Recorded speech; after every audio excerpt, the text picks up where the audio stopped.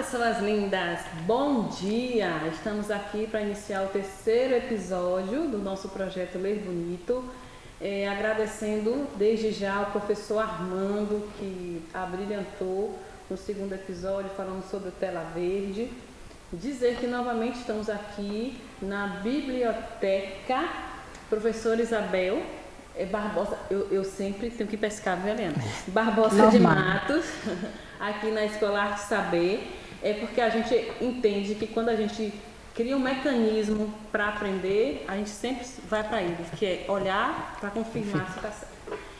E agradecer também a nossa secretária de Educação, que junto com toda a equipe do setor pedagógico, administrativo, enfim, a secretaria como um todo, que dá o maior apoio para esse nosso processo acontecer. Então, hoje, nós estamos aqui com nada mais, nada menos do que a coordenadora, mas antes de coordenadora, a professora Eliana, que ama o processo da leitura, ama trabalhar com o imaginário das crianças. E será que ela tem pouco ou muito para contribuir com a nossa reflexão sobre o ler bonito, principalmente desenvolvendo a meta 5, que é a meta de alfabetização? Lil, está se sentindo bem? Muito bem. Ótimo. E falar de leitura faz mal para você? Não. Muito pelo contrário, faz muito bem. Então aqui estamos para ouvir você. O que é ler bonito depois dessa pandemia, depois de voltarmos para o chão da sala, né, da escola, o momento presencial? Conte para nós o que é que você pensa sobre isso. Bom dia a todos, colegas, amigos, o pessoal da secretaria aí, minhas coordenadoras top da educação infantil, um abraço. E para meus colegas professores, né, é preocupante, gente, mas desafios vêm na educação e vão, e a gente dá conta. Continue que com certeza vocês irão dar conta desse desafio. E assim, para a Eliana, ler bonito é a gente poder ler, dar asa à imaginação, conhecer vários lugares sem sair do lugar. Porque ler para mim foi um pouco na minha educação infantil, né? Eu não tive. Na minha alfabetização foi muito complicado. Naquela época, a gente não tinha tanto conhecimento como tem hoje em como fazer a criança ler. E era mais assim, a leitura era rodeada de castigo. Ou você sabia ler o que a professora dava, ou você chegava e tomava bolo e castigo. Então, assim, a gente já ia tremendo. E a gente lia porque a professora mandava aquela leitura automática, né, que não dizia nada depois, a gente esquecia, lia porque tinha que ler para não ir para o castigo. E o ler bonito aconteceu de uma forma diferente. Foi quando eu fui para o ginásio. Que aí sim, aí uma professora fez um trabalho com a gente de literatura e nesse trabalho ela dividiu em grupos e tinha vários livros. E ela começou a mostrar a dinâmica de cada um desses livros. E aí apresentou romance, não sei se algumas aqui, acho que sim, não estou tão velha assim, vão conhecer, mas ele também conhece. É aquela série de livros romance, né, que tinha a série Júlia, Bianca, Momentos Íntimos. E a gente tinha que ler e chegar e falar lá no nosso grupo o que a gente tinha entendido. E não simplesmente ler e responder alguns questionamentos que as professoras faziam. A gente tinha que dar a nossa opinião. Então, não tinha como burlar ou fazer uma coisa rápida. A gente tinha que se debruçar mesmo nesse material para poder dar conta. E a minha paixão pela leitura veio daí. Então, a partir desse momento, esses livros foram minha companhia constante. Eu perdia vários eventos de festa, de programação da minha idade, justamente para ficar lendo. Eu lembro que na minha época eu tinha um namorado que quando ele ia para a minha porta, eu inventava que estava com dor de cabeça, que não estava bem, justamente para ficar lendo, porque eu queria ler, eu queria viajar naquele mundo. E esses romances não tinham só um enredo em si, ele trazia um vasto conhecimento de mundo, de lugares, de pessoas, de relacionamentos. Então, a partir daí foi que veio a minha vida, essa paixão pela leitura que eu trago até hoje. E você trouxe duas vertentes. Apesar da educação hoje buscar estimular a leitura desde a educação infantil, que é o correto, a gente explorar ao máximo esse processo do ler bonito desde a tenra infância, mas você mostrou que não tem idade para começar a gostar de ler. Então foi no ginásio, você passou 2 etapas dentro da educação básica, sem sentir esse gosto de ler por obrigação, ler porque tinha que passar, ler porque tinha que dar conta. E foi no ginásio. Como tem pessoas que podem encontrar isso no ensino médio, Exato. Na faculdade. E o importante é isso, é que você falou agora desses livros, parecendo que estava relendo novamente. Então, Liu, o que é que a gente pode, Eliana, pensar hoje para esse retorno às aulas presenciais? O que fazer? Quais são as ideias para que essas crianças, esses adolescentes tenham esse despertar para esse ler bonito e que marque por uma vida? É assim, Mani, estamos vivendo um momento atípico, onde já passou a pandemia, porém vem outras preocupações, outros desafios, né? O que fazer para essa criança começar a ler? Aquela criança que já estava acostumada com o celular, assistir a vídeos, coisas que eles procuravam, eram coisas do interesse deles. E hoje, na escola, a gente tem que levar coisas que são do interesse deles, mas também coisas que sejam do interesse para o futuro, que é o que eles não têm essa perspectiva. Então, assim, enquanto professora, acho que a gente tem que parar um pouco, voltar humildinho, aquela parte do encantar. Eu tenho que ver minha turma e saber, aquela turma minha ali, qual o interesse maior da turma, para daí traçar uma ação em que faça com que esse despertar pela leitura chegue até minhas crianças. Porque enquanto só eu, enquanto professora, me preocupar com o lado deles, ou até do meu, eu quero que ele leia, eu vou fazer isso para ele ler. Mas e a minha criança? O que ela precisa para chegar e ter esse encontro com o que eu quero que ela leia, entendeu? E também, assim, é importante que o professor leia. Ele não chegue só e mande a criança ler. É importante que as crianças percebam que o professor lê, não lê só para chegar ali e colocar a atividade no quadro, mandar ler aquele texto. Se eu não vejo meu professor lendo, quando é que eu vou ler? Porque ele só manda e não faz para mim. Porque a gente sabe que, pelo menos na época de criança, até infanto e juvenil, eles fazem muito, copiam muito o professor, entendeu? Mas a gente não vê. Eu sei que o tempo é corrido, que não tem, mas que precisa que o professor também leia e que passe para essa criança que ler é bonito, que ler é prazeroso. E você está falando, você trouxe vários pontos aqui que eu anotei, que eu não sei nem por onde eu começo. Mas para que eu não esqueça, eu quero mandar assim, um abraço para todos os professores, na pessoa da professora Rai, da Escola Flaviana, que desde o primeiro episódio já mandou para mim ações que ela estava fazendo sobre o projeto Ler Bonito. Através da professora Rai, eu parabenizo e agradeço a todos vocês, professores, que estão sim modificando e se reorganizando, porque a gente tinha uma bagagem até março de 2020. Exato. Passamos por uma nova bagagem entre 2020 e início de 2022. E agora estamos sim passando por um outro processo. Então é muita adaptação e readaptação em curto espaço de tempo. Ninguém nega isso. E é por isso que estamos aqui buscando trazer ideias que ajudem a gente a mexer na nossa caixinha, na caixinha do professor, daquele magistério que foi ensinado a gente como deveriam ser as coisas. E hoje aquele magistério não encaixa mais dentro da vida que os alunos têm hoje, dentro da nossa própria vida, professor. Nós tínhamos uma vida bem mais simples, não é? O trabalho do professor era bem mais simples. Hoje tudo tem que acontecer na escola. Família na escola, saúde na escola, tanta coisa na escola que a gente às vezes até esquece como é que eu vou alfabetizar na escola. Verdade.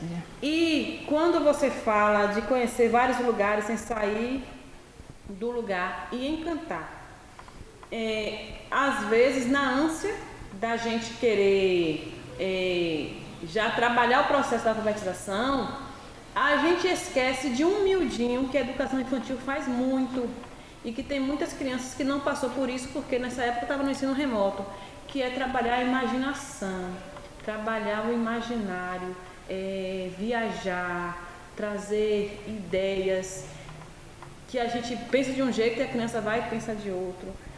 E aí eu pergunto, Eliana, como é que nos anos iniciais, como é que no ensino fundamental, esse lúdico que você estimula tanto aí na educação infantil, as creches e as salas de educação infantil que eu diga, como é que esse lúdico pode chegar também nos anos iniciais, sabendo que temos crianças e pré-adolescentes? O bom é falar que quando a gente tem criança e pré-adolescente, todos gostam de brincar. Então o lúdico ele já é a porta de entrada para esse momento, pelo menos do encantar, do viajar, do imaginar. Então, assim, através de atividades lúdicas, né, levar essas crianças a ter contato com a leitura, com as letras, com os números, e que de uma forma que eles não percebam, eles vão acabar lendo. Né? Então, quando a gente traz essa criança, que a gente leva um jogo, que apresenta uma letra, que pede para ele ler, para ele falar o que ele entendeu, o que ele viu, que isso que é muito importante. Às vezes nós, enquanto professores, levo minha atividade, eu estou olhando ali, o menino aprendeu, ele fez isso. Mas depois eu não pergunto o que ele aprendeu com aquela atividade. E isso é importante porque os demais colegas, às vezes, passa despercebido e quando um começa a falar e todos vêm, começam a interagir, eles perdem o medo e a vergonha do se pronunciar, do dizer o que entendeu, o que não entendeu. E é importante que os nossos professores eles aprendam a valorizar o erro e levem as nossas crianças a perceber isso, que é errando que se aprende. Que a gente às vezes tem medo de microfone, eu tenho um horror, pavor à câmera. Estou aqui, mas não gosto. Mas a gente tem que saber que tem momentos que a gente precisa. E quando a gente faz, que a gente enfrenta, a gente vê que não é aquele bicho papão. Então, primeiro, através do lúdico, eles fazem com nossas crianças, brinquem, falem, que eles apontem o que aprenderam ou não. E quando você fala desse perguntar a ele, é estimular a oralidade, porque são dois pontos que são cruciais antes do aluno mesmo se interessar pelo texto escrito. Trabalhar a imaginação quando você começa a explorar a partir do título, né? O que será que essa história vai contar? O que é que deve ter? E outras formas de brincadeira como você está trazendo. E também estimular a oralidade, porque quando você estimula a oralidade, o aluno também vai querer saber se aquele autor vai falar da mesma forma que você pensa ou ele vai trazer ideias diferentes. Então, ludicidade, oralidade, ela tem que vir antes da própria leitura, para que o aluno, quando leia, ele tenha o imaginário dele aberto para compreender o que o texto quer trazer e que ele também tenha vontade de expressar. Eu entendi direito ou isso foi diferente? Não poderia ser assim? Eu tenho assim várias pessoas, como Manuela mesmo, que esteve aqui, ela disse que tem livro que ela parou, porque quando ela começou a ler e a autora não trouxe o enredo que ela queria no imaginário dela, ela parou de ler o livro porque não estava de acordo. Mas ela disse que vai retomar. Então, assim, isso é o quê? É você conversar com o texto. Não é ler por ler, é você depois ter um diálogo, é saber tirar informações dali e trazer para o seu próprio dia a dia. E você já trouxe isso para o seu dia a dia? Você já escreveu um texto? Você já publicou um livro? Você já se predispôs nesse ler bonito seu a fazer algo que sirva para outras gerações? Eu lembro que quando eu estava no ginásio, fui lá pela 8ª série, eu comecei a fazer um romance e quase cheguei ao fim. Mas depois se perdeu, não sei o que aconteceu. E onde é que está esse romance? Deus sabe. Não sei, eu sei que eu cheguei quase, eu já sabia até o final, só não cheguei a escrever o final. Mas... Isso aí eu gostei de saber, viu? Estou sabendo hoje, viu, gente? Eu não sabia. Eu sempre gostei de escrever, de dados. Eu gosto mais de escrever do que de falar. E assim, há pouco tempo, a gente trouxe, quando a gente entrou em 2017 e 2018, a gente trouxe um professor aqui de São Paulo, que o nome dele é Tiago Aquino, conhecido como Paçoca. Ele veio fazer um workshop de educação infantil. E ele é conhecido mundialmente. Ele viaja pelo mundo afora, ele divulga, ele tem um grupo de professores que trabalha com ele e lançam vários livros na área da educação física e educação infantil. E o ano passado ele fez uma proposta de fazer uma coletânea com os livros de brincadeiras e jogos de bebês à terceira idade, ou seja, a melhor idade.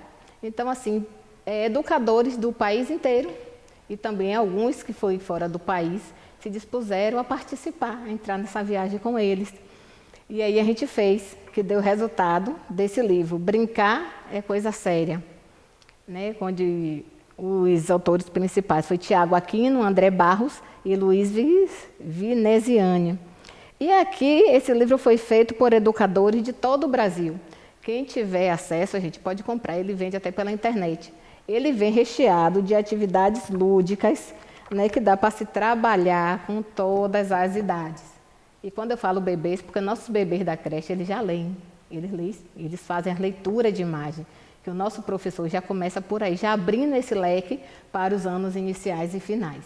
Né, a criança, quando ela passa pela creche, que ela faz o pré-escolar, com certeza os anos iniciais, ela já chega já com uma bagagem muito grande. Então é isso que a gente quer, e esse livro eu indico para todos os educadores, as pessoas da área da educação que gostam do lúdico, né, porque eu já utilizei bastante. Eu tenho 2 atividades aqui, que é atividades cooperativas, cada educador teve o espaço para 2 ou 3 brincadeiras, e eu indico para vocês. Esse é o meu legado por enquanto. Né? Olha que maravilha, então a Eliana não só fala como escreve. Isso. Eu estou feliz, Eliana, por isso, porque não basta a gente provocar, a gente também tem que registrar. Fico feliz mesmo em saber que a minha colega aqui, gente, está fazendo parte desse livro, que eu vou comprar, não comprei ainda, mas eu vou comprar, porque vale a pena a gente entender essa frase desse livro. Brincar é coisa séria. Muito séria. Né? Brincar não é para passar tempo, brincar não é só para tirar a pessoa daquele foco que está estressante para outra, não. Brincar é coisa séria porque vai trazer à tona situações que estão no seu inconsciente e que precisam ser resolvidas, desenvolvidas e ampliadas para você se tornar um ser melhor. Tô indo no caminho certo? No caminho certinho. Ótimo. Então, brincar é coisa séria. Só essa frase aí já é uma frase para ficar meia hora vocês aí na escola discutindo que tipo de brincadeira nossos estudantes estão trazendo para a escola, para a sala de aula. Como essas brincadeiras podem se tornar um recurso metodológico para estimular o ler bonito, para estimular o comportamento, porque o comportamento também é ler bonito.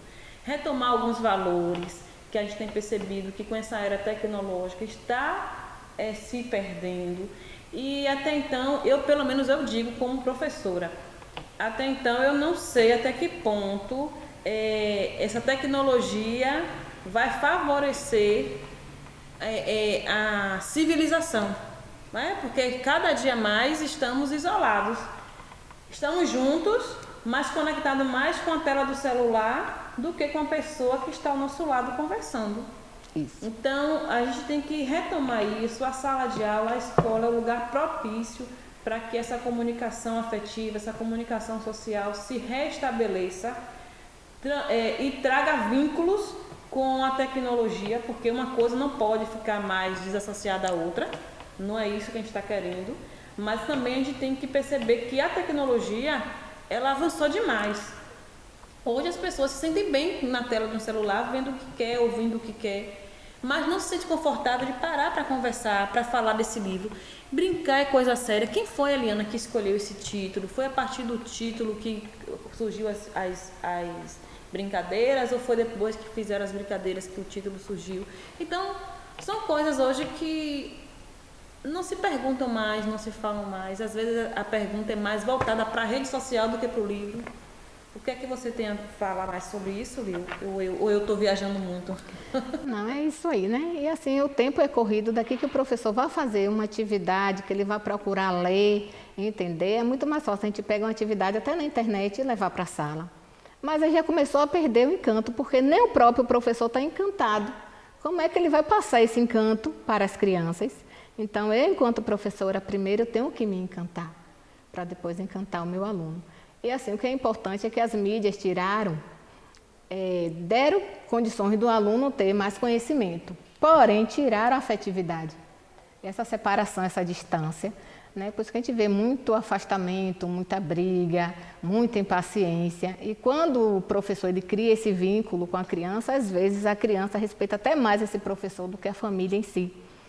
E aí também esse encantamento já vem por aí. Quando eu me encanto, é porque eu gosto de alguém que está me proporcionando esse encanto. Você está focando muito nessa palavra, encanto, encanto, encanto. Eu vou voltar. Mas antes de voltar essa palavra, encanto, você trouxe uma provocação, que foi que o professor tem que contar a história. Se o professor não conta a história, como é que o menino vai querer ouvir, vai querer ler, se não está vendo um modelo na frente ali no professor? E de fato, hoje, quais são os livros que o professor deve buscar para contar para os seus estudantes? Um livro que ele goste de ler, para ele se sentir livre, ou ele fazer uma pesquisa do que os alunos gostam de ouvir para fazer essa leitura? Tem que fazer um equilíbrio. O que você daria como dica hoje para o professor voltar a fazer uma leitura com encenação, com esse encantamento, com esse prazer? No primeiro momento seria algo que ele gostasse, né? Porque eu não tenho como passar essa ideia se eu não gostar. E eu tenho que passar isso para o meu aluno. Então eu tenho que pegar algo que eu goste, um romance, um texto, a letra de uma música. Gente, isso é muito importante. Trabalhar essas canções com as crianças, vocês não sabem como isso é importante. E tem muitas músicas que mexem com a gente. Então, poderia, a partir daí, né, fazer, não como uma música, assim, apresentar para eles o texto em si, depois jogaria com a melodia, para eles perceberem que a leitura não é só a leitura de um texto simples de um livro, que eles vivem com a leitura no dia a dia e não percebem. E a partir do momento que esse professor está passando esse momento, eu tenho certeza que se não atingir a todos, pelo menos a maioria. E vai atingir os colegas e também as crianças.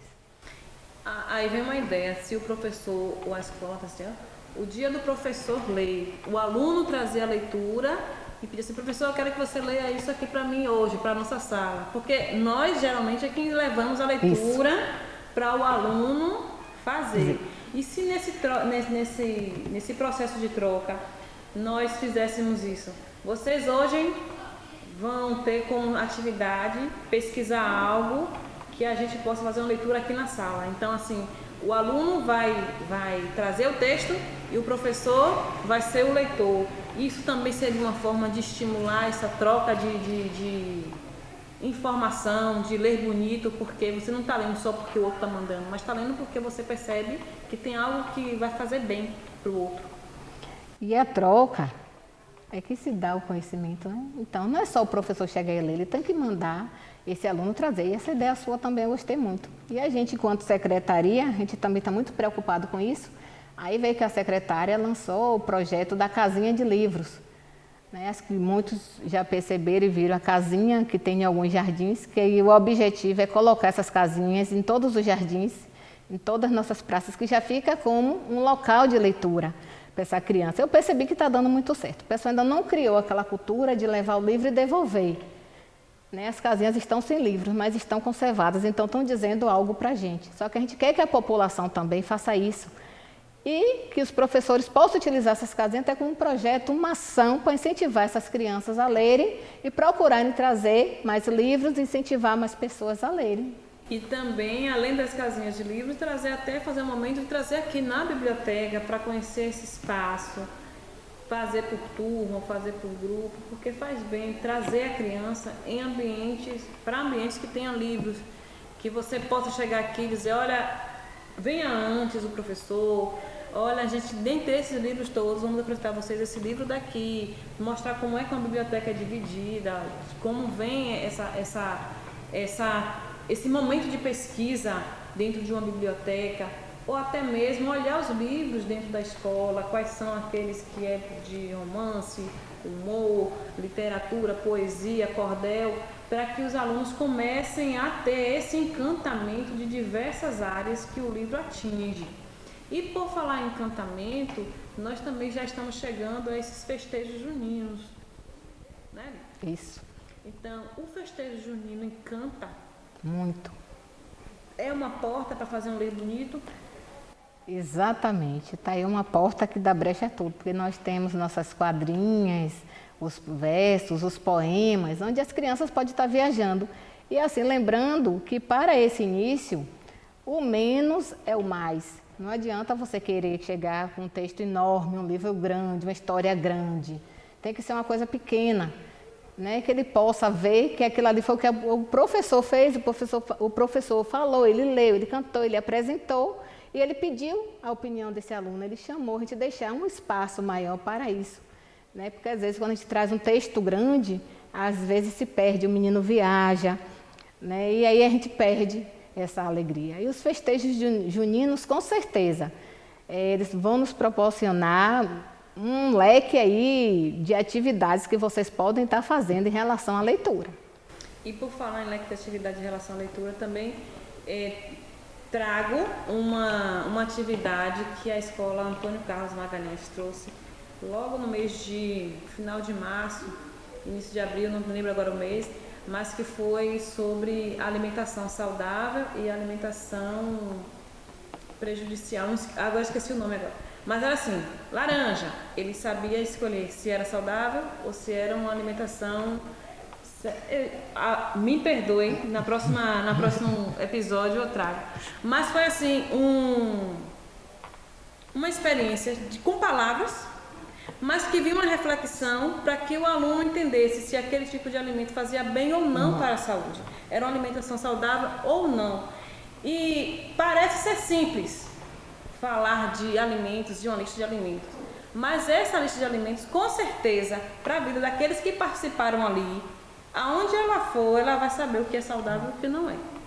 Entendeu? Então, assim, o próprio trabalhar com os festejos juninos que estão aí para chegar, ele não só alimenta a cultura, como também traz esse processo do ler bonito, do forró de antes, do forró de hoje, das letras dos forrós, né? Porque antes o forró ele tinha uma outra versão que hoje nós não estamos vendo mais. Então, são situações que traz, e eu creio que tem muito professor que gosta de forró, não é? A maioria. Então, vai ser um momento que vai encantar, porque ele vai trazer algo que ele gosta, que ele conhece, que faz bem. E esse encantamento foi o que a Eliana trouxe de mais forte aqui. Professor, qual é o tipo de leitura que você mais gosta de ler? Quantas vezes você está utilizando esse tipo de leitura na sua sala de aula? Professor, quantos estudantes já mostraram para você que tipo de leituras eles gostam de ouvir? São perguntas como essas que a gente vai fazer para fechar o nosso terceiro episódio do Ler Bonito. Eu estou me sentindo até mais solta, sabe, Eliana? Sim, porque eu estou me sentindo já íntima das escolas, sabe? Todo mês chegando lá, conversando. O feedback que a gente vem ouvindo do coordenador, de professores também, não só do segmento dos anos iniciais, mas também do segmento dos anos finais. E aí, para fechar nosso terceiro episódio, eu queria que você, Eliana, falasse mais um pouco do seu encanto e a gente encerra. Assim, não é fácil, eu sou professora, né? Os desafios estão aí, mas como sempre, a gente vence. Basta ter persistência, imaginação e encanto. E eu vou terminar com uma frase que está ali na biblioteca que diz assim: pássaros têm asas, pessoas têm livros. Então, aproveitem os livros, leiam, se encantem e tragam esse encanto para as nossas crianças. Então, vamos continuar lendo bonito.